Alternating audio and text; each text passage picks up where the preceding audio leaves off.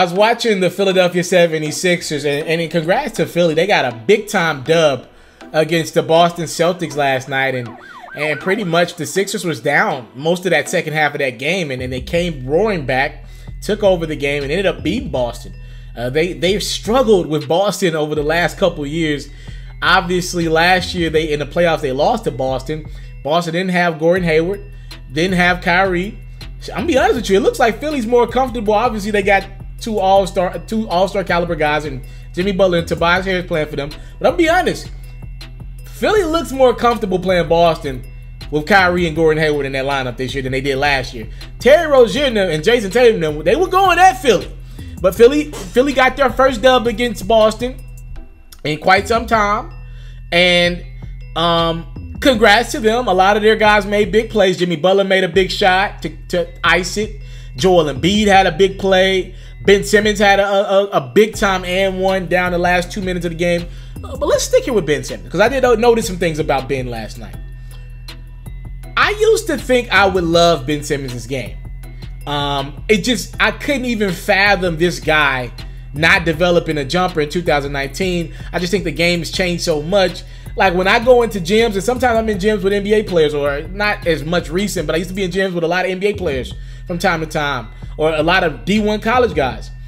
I just know how often guys nowadays work on their jumper and how many times they're shooting jump shots. It baffles my mind that Ben Simmons has not developed a jumper yet, and that it doesn't look like he's going to even ever develop a jumper. Again, we're only in, technically this is year 3 for Ben Simmons. He missed an entire year, so we're only in his second playing season, right? And I want to give him some time, but I'm looking at the confidence in Ben Simmons when he shoots the ball. It is just not there. He don't really want to take a shot from out there.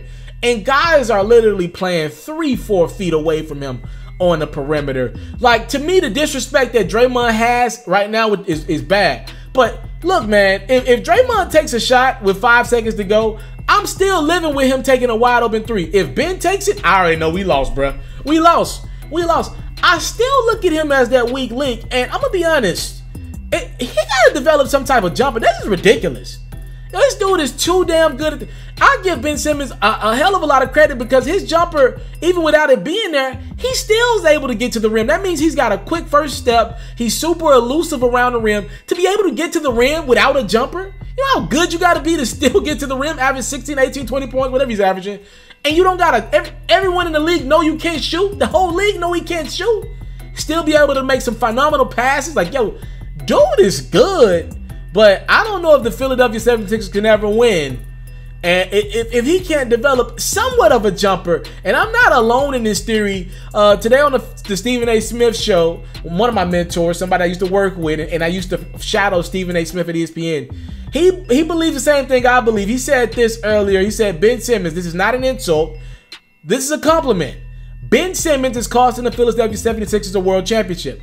He is so good with everything else they have available. If Ben Simmons can shoot a shot, it's a wrap. They can beat anybody. So Stephen A. said he didn't mean it as he didn't mean it as an insult. He meant it as a compliment to Ben Simmons. I'm gonna say it straight up. I mean this as an insult, Ben. You gotta develop a jumper, bro. Period. You have to develop a jumper. Like Joel Embiid, the center, 7'2", 7'3", bad knees, has a consistently better jumper than Ben Simmons. I need my point guard, late game situations, to be able to knock down free throws at 75 to 80%, and then I'm not negotiating with that. If you are a point guard in this league, I need 75 to 80% at the line, because I need to trust you with the basketball in late game scenarios, and I need my point guard to be able to knock down a 3 in 2019. He's got to be able to knock it down. I don't say he doesn't have to shoot it regularly. Like Russell Westbrook misses a crap ton of threes. He takes a crap ton of shots, but he can knock down a 3 at any point in the game.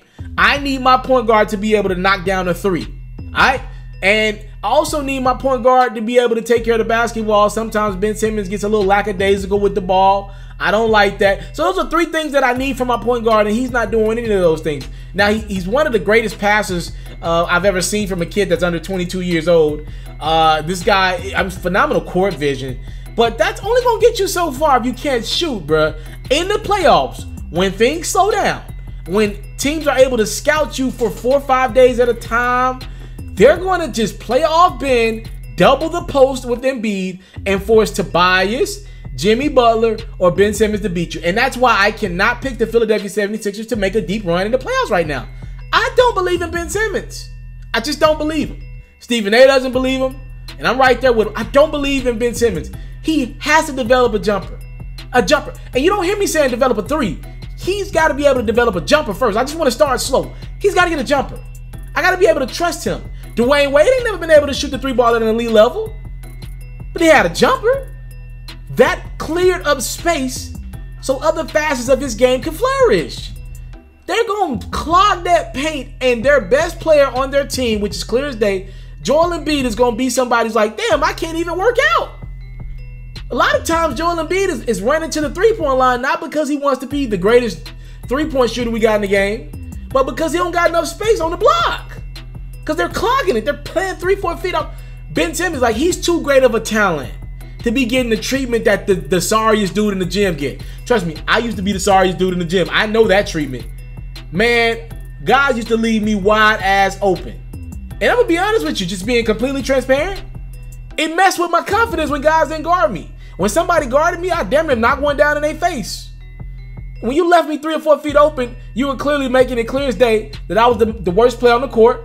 And now I got to watch my teammates get doubled. Now they don't want to pass me the ball. Like, yo, Ben, you too good to be in this category, bro. You got to develop a jumper. Soon. Sooner rather than later. I came from nothing, but I want everything God has for me. I interview celebrities. I talk sports. I still represent the culture. All the kids, they who are now tuned in. Yo, we locked in right now, Mr.Taliaferro. Mr.Taliaferro. Mr. Taliaferro. Shout out to Mr. Taliaferro. You're watching Mr.Taliaferro TV. Mr. Taliaferro TV. Here with the triple B's, you can't do nothing but win.